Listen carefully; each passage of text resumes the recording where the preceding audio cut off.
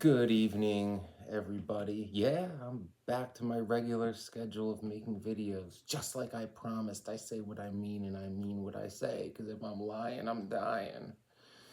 I hate lies and secrets. And, you know, I, you know, I am a self-aware INFJ who knows I'm a bit eccentric. But what you see is what you get. You can't deny I'm, authentic, which is kind of funny because I technically am an actor, albeit a hack who does, um, small time internet commercials. But hey, we're uh, 4 hours of work for six, 700, $1,000. Who's going to turn that down? And it can be kind of fun. You ain't going to be seeing me on TV. Well, you know, for me, like the big break would be a national commercial, Rio Scuttle. That'd be like a $70,000 payday, which I came close last year with the Gillette commercial. Starved myself down to a very defined six pack too. I should have took pictures of that, but my mind was elsewhere last December. By last December, I mean 2023. My mind was elsewhere this past December too, but I digress. So, some younger intuitives, INFJs and ENFJs, have been inquiring, my vast array of useless knowledge. Well, seemingly useless. In this case, it is quite useful if you are self-aware and you know you're an INFJ or an ENFJ. What it's like for us, post breakup. Now, this can be at different levels depending on your age, how long you were with the person, how committed the relationship was. But I'm going to, as much as I don't like to, I'm going to try to be general. So, breakups suck for everybody. But for INFJs and ENFJs who value, a deep emotional connection and unconditional love above all else, it is, well, the worst pain ever. Take it from me. I've had ribs broken. I've been shot. You know, I know what pain feels like. I've broken bones. I've had concussions. So, the hurt of being played or being betrayed. INFJs in particular, we do not handle betrayal very well. There's this famous fictional INFJ who, when she was betrayed, she would, feed her betrayers to dragons or lock them in a safe or, things I only wish I could do to those who betrayed me because they deserve it.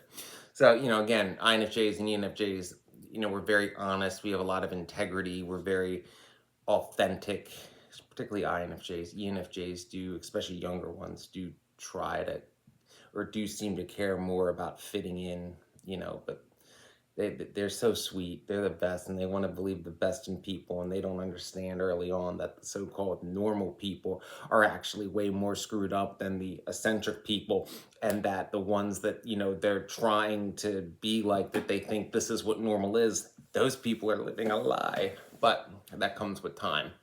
So, with breakups, what do INFJs do after a breakup? Isolate, overthink, NITI loop time, baby. Chain smoking, heavy drinking, and rock music. Oh, how many times have I been there, overthinking what you could have done differently, what you could have said differently, what words didn't come out right, and above all else, the bad timing, because we are the kings and queens of bad timing, INFJs. It's a good reason to embrace free will. As people who know me well, they're like, he's so bad at timing that he just ignores it like it's not a factor. And I do. I totally, I refuse to acknowledge timing as even something that's important. I'm like, no, that's for fatalists who, can't go after what they want. They just, well, this is what's supposed to happen. It's like, yeah, and that's how you end up being miserable because you're a slave to somebody else's will. The brave person goes for what they want, even if they're like, oh, people say this isn't a good idea. Well, I think it's a good idea. Oh, wait, it's a good idea, but it's just not the right time. It's either a good idea or it isn't. What does time have to do with any of it? But that's me. And, Lil Ethan and all. Free will, baby. Free will.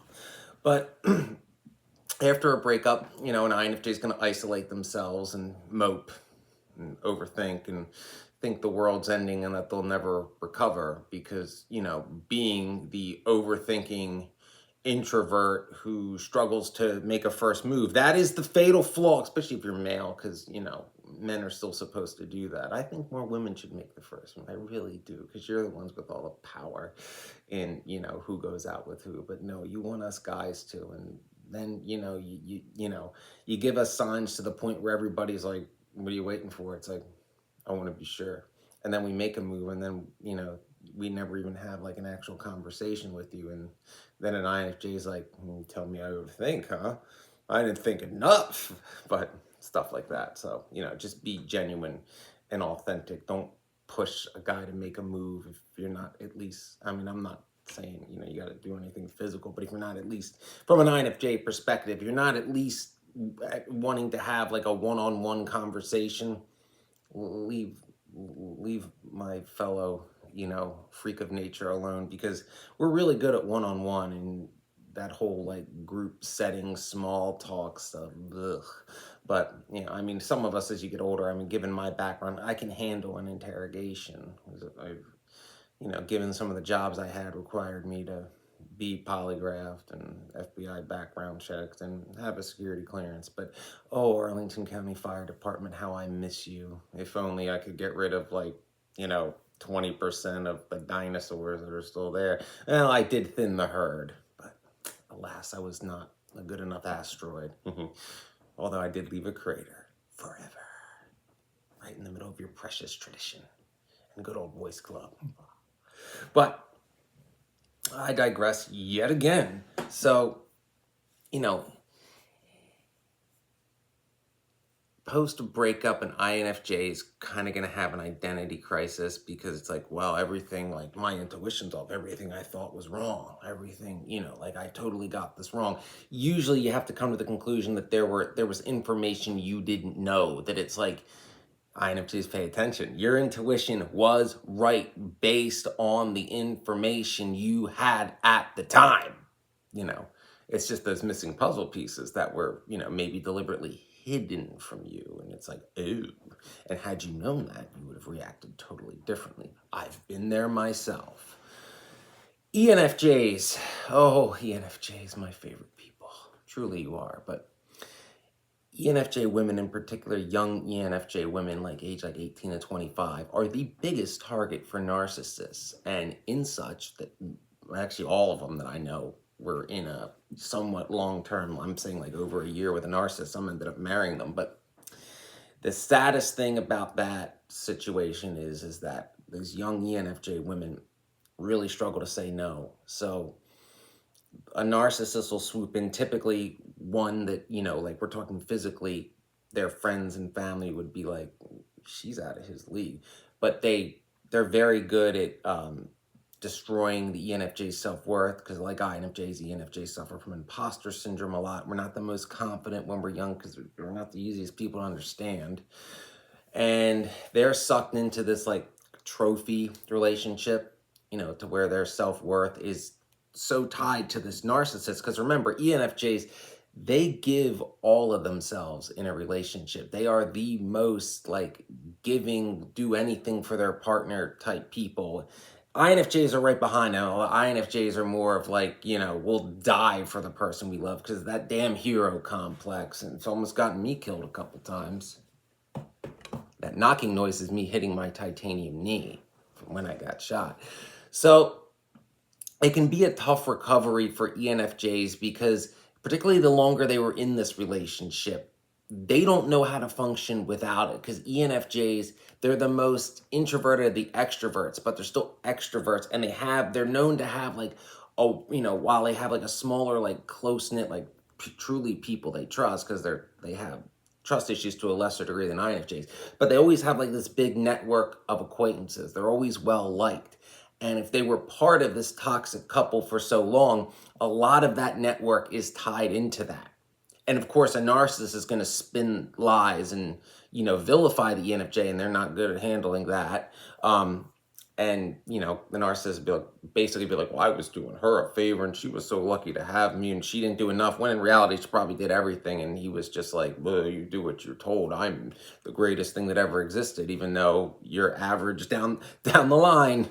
Typical narcissist. Ah, their bravado. Oh boy. And their epic materialism.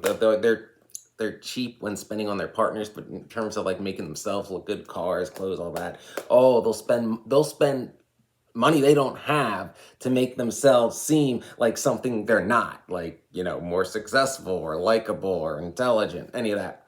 So when this happens, and this goes on for a time, the ENFJ doesn't know how to like really function alone. INFJs are a loner by nature. So yeah, we're depressed and we're brooding, but we can handle the isolation. We can handle brooding in a dark room for weeks on end.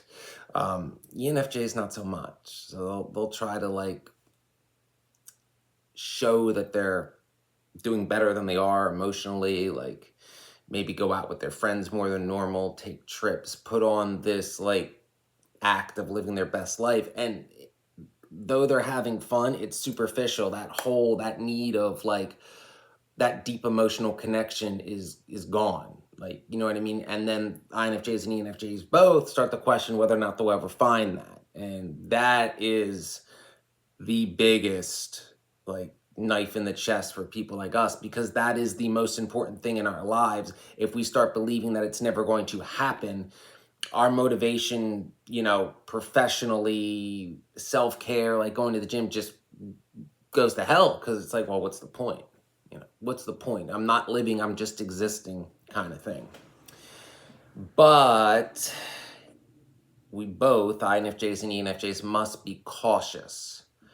And it's particularly ENFJs, with like their friends trying to like, oh, go see this person, because they don't want to they don't want to disappoint their friends. So a lot of times, like, they'll end up starting to, date someone they don't really want to be with, like not someone that they were drawn to themselves. And then they don't want to disappoint their friends and break up, and they don't know how to get out of it, and on the cycle goes. So basically, as INFJs and ENFJs, after a breakup, you have to understand who you truly are, what you truly want, and what you truly want, not what everybody else wants for you or thinks you should want, but what you truly want.